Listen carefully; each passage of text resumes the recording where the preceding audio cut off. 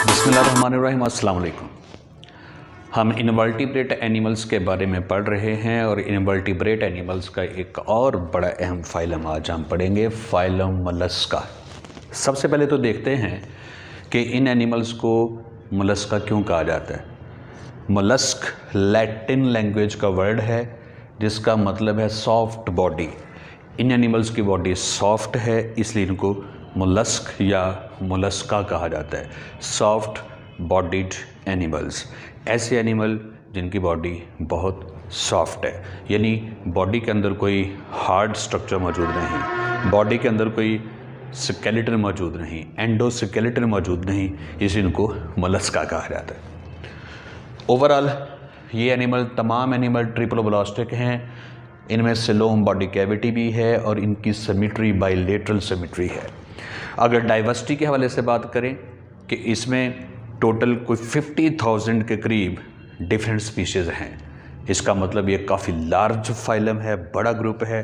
वैसे तो invertebrate animal में से लार्जेस्ट फाइलम आर्थ्रोपोडा है, सेकंड लार्जेस्ट फाइलम मोलस्का को तस्वर किया जाता है। ये तमाम एनिमल डिफरेंट टाइप के हैं, लेकिन इनकी कॉमन एग्जांपल हमारे पास हैं स्नेल, स्लग, क्लैम्स, ऑयस्टर्स और ऑक्टोपस। अब ये हमारे लोकल एनवायरनमेंट में भी मौजूद होते हैं। जैसे स्नेल का जब भी जिक्र करें तो आपके जहन में फौरी तौर पे इस तरह की कोई स्ट्रक्चर वाला एनिमल आता होगा। ये हेड पे कोई टेंटिकल्स में मौजूद होते हैं और ये वेंट्रल एक फुट भी है और इस तरह हेलिकल शेप शेल भी मौजूद होता है। तो ये है गार्डन स्नेल। अब स्लग जो है ये भी स्नेल जैसा ही है, सिर्फ इसके पास शेल मौजूद नहीं होता, ये स्लग कहलाता है।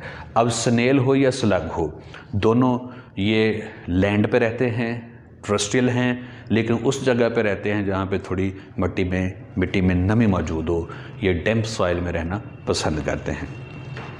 इसके बाद क्लैम्स और ऑयस्टर ये वही हैं जिनको आमतौर पे हम मसल्स का नाम भी देते हैं, मसल्स, और ये उर्दू में इनको सिप्पी कहा जाता है, सिप्पी।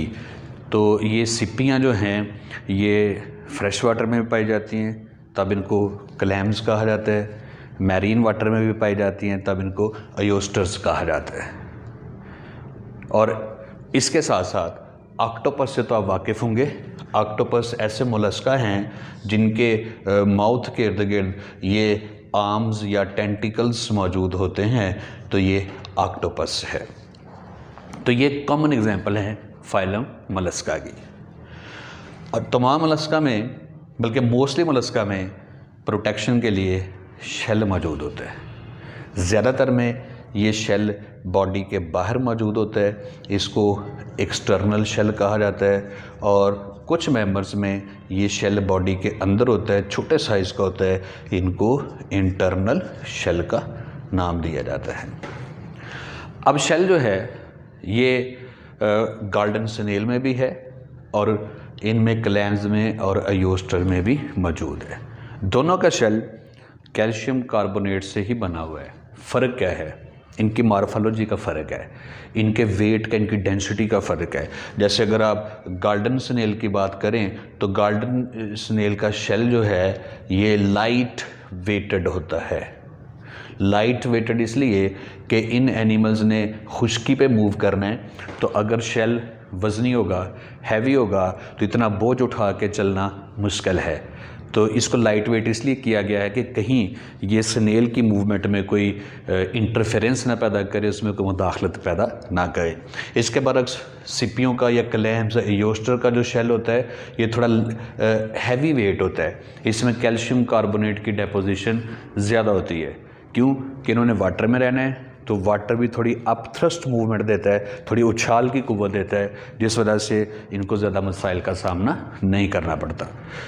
इसी तरह क्लैम्स का जो शेल होता है ये फर्दर 2 पार्ट्स पर मुश्तमिल होता है। इसलिए इन एनिमल्स को बाइवैल्व्स या बाइवॉल्व्स भी कहा जाता है।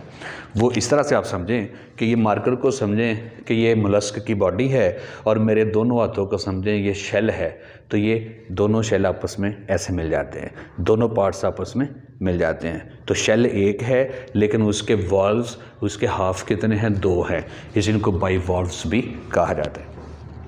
इसके साथ साथ अगर हम मोलस्का की लोकोमोशन की बात करें तो लोकोमोशन में भी वैरायटी मौजूद है। जैसा कि इस फाइलम में बहुत सारे ऐसे मेंबर्स हैं जो सिसाइल हैं, जो बिल्कुल मूव नहीं करते, एक ही जगह पर रह कर अपनी ज़िंदगी गुजारते हैं। दरअसल ये बरोइंग एनिमल होते हैं। ये पानी की गहराई में बॉटम पे ये बरोज़ बनाते हैं और उन बरोज़ में ये छुप के ज़िंदगी गुजारते हैं। अब ये बरोज़ में इनका शेल बरोज़ के अंदर ही मौजूद रहता है और सिर्फ ये अपने टेंटिकल्स वगैरह ये थोड़े बाहर निकाल लेते हैं, या वाटर जब इस शेल के अंदर एंटर होता है तो फूड भी साथ आ जाती है, तो इनको अपनी जगह चेंज करने की ज़रूरत नहीं होती। मोटाइल मोलस्का जो हैं उन किस तरह से वो मूव करते हैं, अब इसमें फिर वैरायटी है। अगर आप स्नेल की बात करें, स्नेल या साथ क्लैम्स की बात करें, तो इनमें मूवमेंट के लिए मस्कुलर फुट मौजूद होता है। जैसे आप यहाँ पे देख सकते हैं बॉडी की वेंट्रल साइड पे ये मस्कुलर फुट मौजूद है और इसमें मसल कंट्रैक्ट रिलैक्स करते हैं और इस तरह से इनकी मूवमेंट होती है, क्रॉल करते हैं, रेंगते हैं।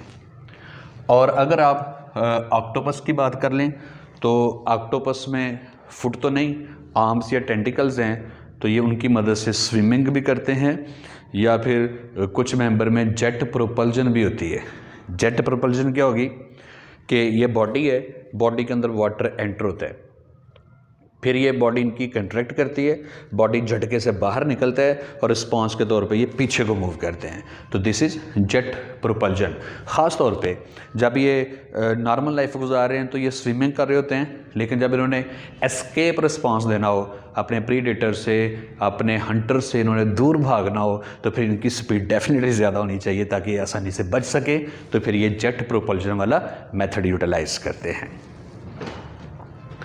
तो उसके बाद हम आ जाते हैं जी इंटरनल स्ट्रक्चर की तरफ और इनके फिजियोलॉजी, मुख्तलिफ बॉडी सिस्टम, मुख्तलिफ बॉडी ऑर्गन्स के फंक्शन के बारे में बात कर लेते हैं। तो इसमें हम एज होल जनरल स्नेल को एज एग्जांपल लेके तो एक्सप्लेन करेंगे। बाकी मोलस्का में भी ऑलमोस्ट इसी तरह की सिचुएशन है, इसलिए हम स्नेल को एज रिप्रेजेंटेटिव एनिमल इस ग्रुप का समझ लेते हैं। तो स्नेल की जो बॉडी है उसके 3 पार्ट आप देख सकते हैं, हेड,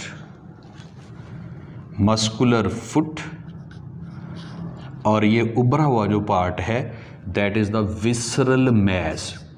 ये वो पोर्शन है जिसमें इसकी बॉडी के मेजर ऑर्गन और सिस्टम मौजूद हैं, इसलिए इस सारे पोर्शन को हम क्या कहते हैं, विसरल मैस। ऐसा पोर्शन जिसमें बॉडी के इंटरनल ऑर्गन, ज़्यादा ऑर्गन मौजूद हैं, मैक्सिमम बॉडी सिस्टम मौजूद हैं, इसको हम विसरल मैस का नाम देते हैं। अब यहाँ पे इसका ये माउथ है, ये आप देख सकते हैं माउथ।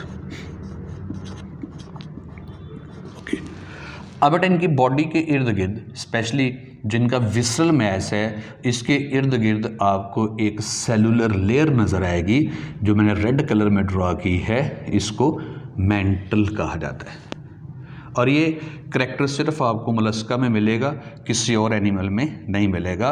विसरल मैस के इर्द गिर्द ये प्रोटेक्टिव सेलुलर लेयर है जिसको मेंटल कहा जाता है।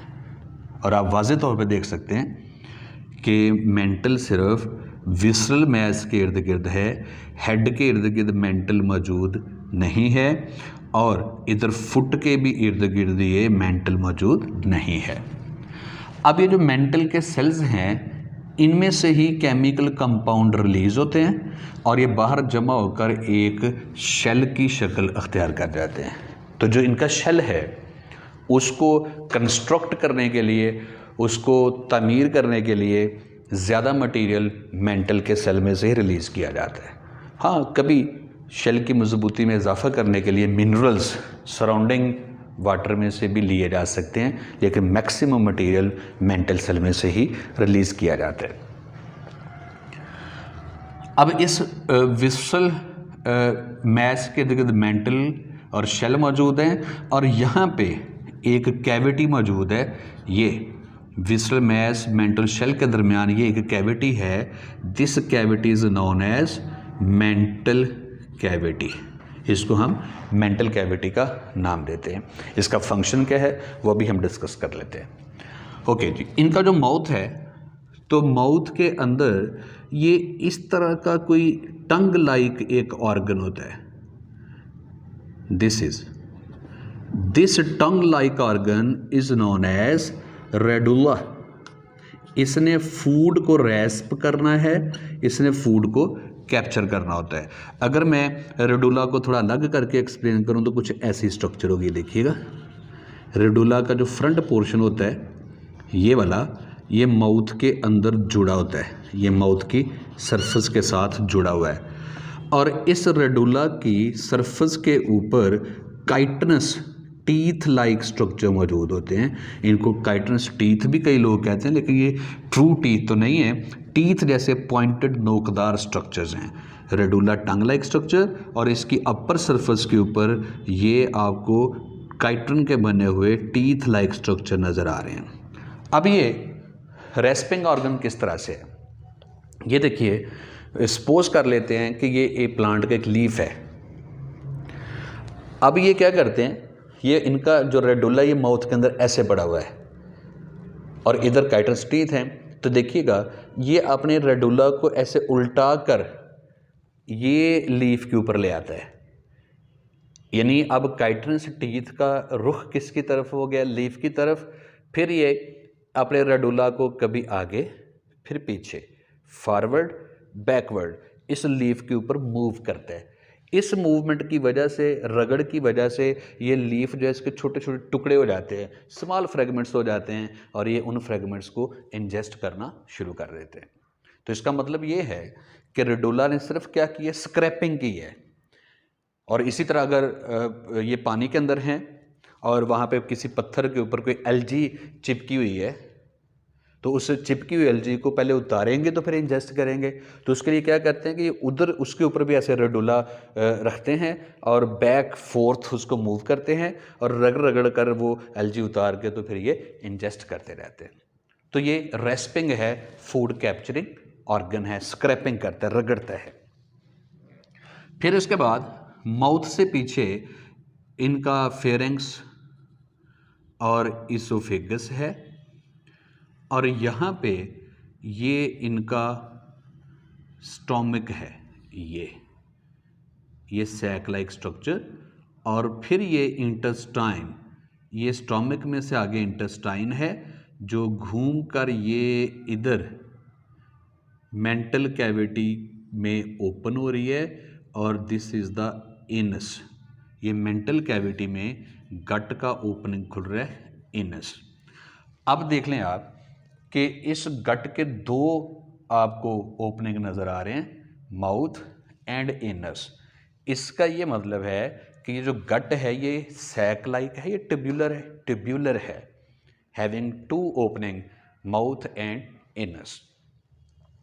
अब ये यहाँ पे जो ये गट की लूप बनी है, ये पोर्शन और ये पोर्शन आप देख सकते हैं लूप लाइक है। यहाँ पे इनके गोनेड्स हैं, गैमीट प्रोड्यूसिंग इनके ऑर्गन्स हैं, गोनेड। अब इन गोनेड्स में से गैमीट प्रोड्यूस होंगे, अगर मेल गोनेड टेस्टिस हैं, स्पर्म प्रोड्यूस होंगे, ओवरीज हैं, एग प्रोड्यूस होंगे। फिर बाकी उसी तरह फर्टिलाइजेशन होगी, जाइगोट, एम्ब्रियो, और एम्ब्रियो से इनका लार्वा भी बनता है। अब ये जो लार्वा है या लार्वी हैं, ये डिफरेंट मोलस्का में इनके डिफरेंट नेम हैं। जैसा कि हो सकता है किसी मोलस्क में आप इस लार्वा को, इस लार्वी को क्या नाम दे दें, ट्रोकोफोर, जैसे एनिलिडा में हमने पढ़ा था।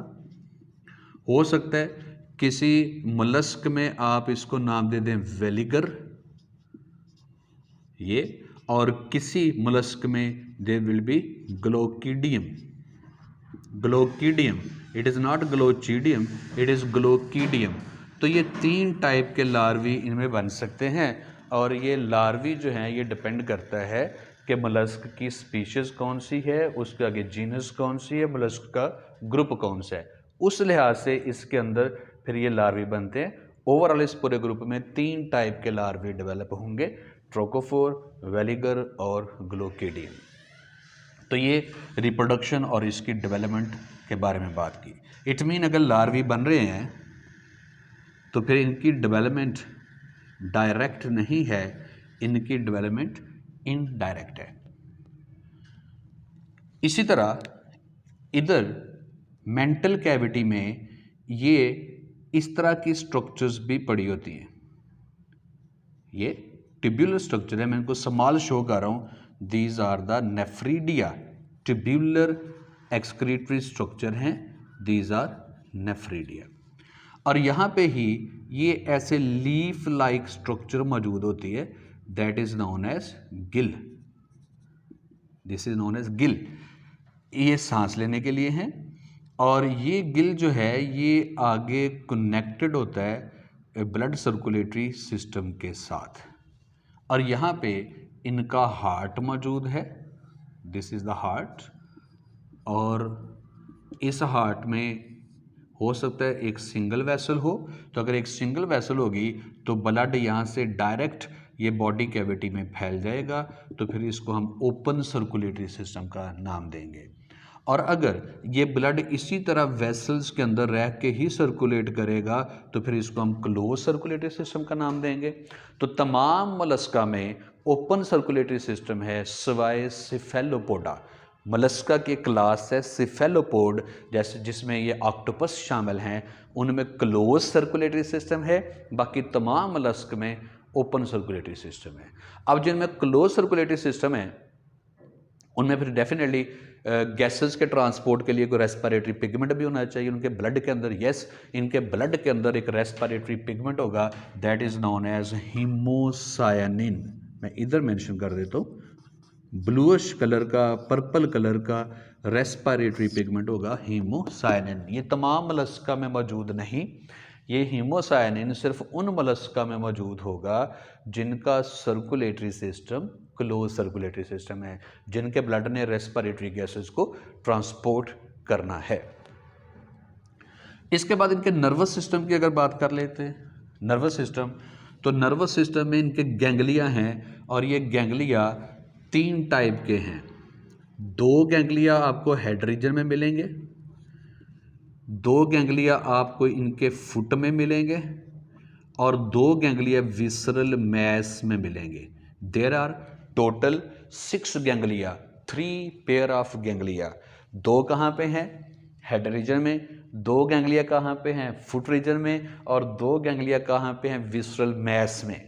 फिर इन गैंग्लिया को आपस में कनेक्ट करने के लिए न्यूरॉन्स मौजूद हैं, ये नर्व्स मौजूद हैं। इन्होंने 6 के 6 गैंग्लिया को, 3 पेयर ऑफ गैंग्लिया को आपस में क्या किया हुआ है? इंटर कनेक्ट किया हुआ है और इन्होंने ही एक्चुअली सारी बॉडी को कंट्रोल किया हुआ है। तो this is the nervous system. तो ये हमने मोलस्का का जनरल बॉडी प्लान पढ़ा है। तो वैसे तो आगे हर बॉडी सिस्टम की फर्दर डिटेल है, उसकी वेरिएशंस हैं, लेकिन हम इतनी डिटेल में नहीं जा रहे। हम ओवरऑल एक पिक्चर दे रहे हैं कि मोलस्का की बॉडी सिस्टम्स किस तरह से हैं। हाँ, यहाँ पर रेस्पिरेशन में एक बात रह गई, मैं आपको बता दूँ कि अगर गिल्स मौजूद हैं तो कुछ मोलस्का में, स्नेल्स में, इनमें मेंटल कैविटी थोड़ी मॉडिफाई होकर लंग्स की शक्ल भी अख्तियार कर गई होती है। एक सैक लाइक स्ट्रक्चर, वो हमारे लंग्स जैसे लंग्स तो नहीं होंगे, उनमें एल्वोलाई तो नहीं होंगे, सिर्फ क्या होगा कि वो कोई इस तरह की स्ट्रक्चर बन गई होगी। आप देख सकते हैं ये मेंटल कैविटी फोल्ड होकर ये एक सैक लाइक स्ट्रक्चर अख्तियार कर जाएगी। इसका एक सुराख बॉडी से बाहर खुलता होगा और इस तरह इस सैक लाइक स्ट्रक्चर की अंदरूनी सतह पे ब्लड कैपिलरी का नेटवर्क होगा ये। तो अब ये इस तरह के लंग को हम नाम देते हैं पल्मोनेट लंग। ये ट्रू लंग तो नहीं है, लेकिन चूंकि ये लंग लाइक स्ट्रक्चर बन जाते हैं, इसको पल्मोनेट लंग का नाम दे दिया जाता है, but it is not true lung. Mollusca हमारे लिए किस तरह से इंपॉर्टेंट है? What is their economic importance? Economic importance के हवाले से देखा जाए तो मोलस्का हमारे लिए ख़तरनाक भी हैं, हार्मफुल इफ़ेक्ट्स भी हैं, और मोलस्क हमारे लिए बेनिफिशियल्स भी हैं। इनके एडवांटेजेस भी हैं, इकोनॉमिक बेनिफिट्स भी हैं। हम सब की बात करेंगे। तो पहले हम हार्मफुल मोलस्का की बात करें तो इसमें पहले हमारे पास स्नेल और स्लग की बात है। ये चूँकि लैंड पे भी रहते हैं तो ये ख़ास तौर पे हमारे खेतों में घुसते हैं, वेजिटेबल्स को खा जाते हैं, खेतों में उगी फसलें जो होती हैं, छोटे प्लांट होते हैं, उनके लीव्स को ये खा जाते हैं। इस तरह उनकी ग्रोथ डैमेज होती है। तो ये इकोनॉमिक लॉस है। इसी तरह एक मोलस्क है शिपवर्म। शिपवर्म ये जनरल नेम है और इसके आगे फर्दर जेनरा हैं, उनमें से एक है टेरिडो। ये जो शिपवर्म है, ये वर्म इसलिए कहते हैं बॉडी इसकी लंबी होती है, होता ये मोलस्क है लेकिन बॉडी इसकी वर्म लाइक सिलेंड्रिकल इलॉन्गेट बॉडी होती है, इसलिए इसको शिपवर्म कहा जाता है। अब ये पानी के अंदर रहते हैं, तो अब देखिएगा पानी में जब बहरी जहाज गुजरे होते हैं, शिप्स गुजरे होते हैं, तो शिप का ये एरिया जो पानी की सरफेस के साथ टच कर रहा होता है, ये इस एरिया के अंदर शिपवर्म घुस जाते हैं, शिपवर्म, और इस लकड़ी को खाते हैं, डाइजेस्ट करते हैं, और इस शिप की वुड के अंदर ये टनल्स बना देते हैं, सुराख बना देते हैं। और फिर एक लंबे अरसे के बाद शिप का जो ये अंडर पोर्शन होता है जो पानी के साथ टच करता है, इसकी क्वालिटी ख़राब हो जाती है, फिर इसको रिपेयर करना पड़ता है, इसको रिप्लेस करना पड़ता है। डेफिनेटली ये एक महंगा प्रोसेस, एक्सपेंसिव एक मैकेनिज्म प्रोसेस है, इस वजह से फिर इकोनॉमिक लॉस है।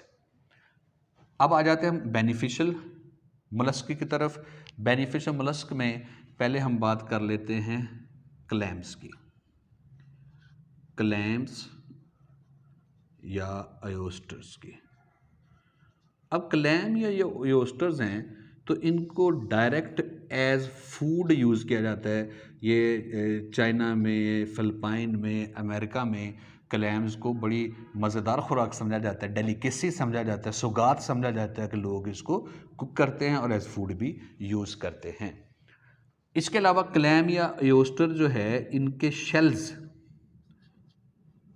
जब क्लैम या ओयस्टर मर जाते हैं, उनका शेल खाली शेल रह जाता है, तो इस शेल को तराश खराश के कट करके तो इसको बटन्स में तब्दील कर दिया जाता है, या फिर इनको डायरेक्ट एज ऑर्नामेंट यूज़ किया जाता है जेवरात के तौर पे, या फिर इनके लिए इनकी मदद से डेकोरेशन पीसेस बनाए जाते हैं जो घरों की जीनत बनते हैं, घरों की सजावट में इस्तेमाल होते हैं, या फिर इन शेल के टुकड़े टुकड़े करके तो इनको टार में मिक्स कर दिया जाता है और इससे सड़क बनाई जाती है, रोड्स बनाए जाते हैं। अब देखें, जब रोड बनता है ऊपर बजरी डाल के ऊपर काले रंग की एक सोल्यूशन डाला जाता है जो बाद में सॉलिडिफाई होता है, जिसको टार कहते हैं। अब अगर टार में हम मोलस्का के शेल कूट कर ग्राइंड करके उसमें डाल दें तो उससे क्या होगा, सड़क की मजबूती बढ़ेगी, दूसरा उसमें एक रफनेस आती है, उस वजह से उसके ऊपर जो स्लिपरी इफेक्ट है वो नहीं होगा। जैसे बारिश के बाद सड़कों पे फिसलन हो जाती है, तो अगर उसको बनाने के लिए उसमें मोलस्का के शेल ग्राइंड करके डाले होंगे तो उसका स्लिपरी इफेक्ट क्या हो जाएगा, कम हो जाएगा। और सबसे इंपॉर्टेंट, जो मोलस्का है इनके शेल से मोती भी हासिल किए जाते हैं, इनकी बॉडी में से पर्ल्स बनाए जाते हैं, जेम्स बनाए जाते हैं, बड़े कीमती मोती बनाए जाते हैं। अब ये नेचुरल प्रोसेस भी है या इसको घरों में या स्मॉल स्केल के ऊपर इंडस्ट्री लेवल की प्रोडक्शन भी की जा सकती है, इसे कमर्शियल लेवल पे भी यूज़ किया जा सकता है, इससे मुनाफा भी कमाया जा सकता है। वो कैसे किया जाता है, तो ये शेल की अगर आप स्ट्रक्चर देखें तो ये बाहर शेल होता है, ये शेल की दो सरफेसेस होती हैं, एक आउटर सरफेस और एक ये इनर सरफेस। शेल की जो ये इनर सरफेस होती है that is known as nacreous layer, that is known as nacreous layer. ऐसे देखें, अगर मेरे हाथ को आप शेल का एक पार्ट समझ रहे हैं तो एक तो सरफेस आपको ये नज़र आ रही है शेल की, जो इसकी ये लोअर सरफेस है, ये इसको आप क्या कहते हैं, that is known as nacreous layer. अब इस नेक्रियस लेयर के इर्द गिर्द ये नीचे इसके ये मौजूद है मेंटल। अब अगर कोई फॉरेन बॉडी इस जगह पे दाखिल हो जाए, शेल और मेंटल के दरमियान जो गैप है यहाँ पे। अब ये फॉरेन बॉडी क्या हो सकती है? कोई पैरासाइट भी हो सकता है, रेत का कोई ज़र्रा भी, सैंड पार्टिकल्स भी हो सकते हैं, कोई ऑर्गेनिक इनऑर्गेनिक कंपाउंड भी हो सकता है, कोई और भी चीज़ हो सकती है। ये एक्सीडेंटली या आर्टिफिशली या हम इसको दाखिल करवाएं तो ये जब इधर मेंटल के साथ टच करेगा तो मेंटल यहाँ से अंदर की तरफ फोल्ड हो जाती है और इतना हिस्सा टूट कर ये इधर ही इकट्ठा हो जाता है। फिर वक्त गुजरता जाता है, इसके इर्द गिर्द कैल्शियम कार्बोनेट की और लेयर्स जमा होती जाती हैं और अल्टीमेटली ये चमकदार सा एक पर्ल बन जाता है। ये तकरीबन कोई 1 साल 1.5 साल लग जाता है इस सारे प्रोसेस में, तो फिर ये बड़े कीमती मोती हमारे पास हासिल होते हैं। तो that's all about phylum Mollusca. अपना ख्याल रखिएगा। अल्लाह हाफिज़। अस्सलाम वालेकुम।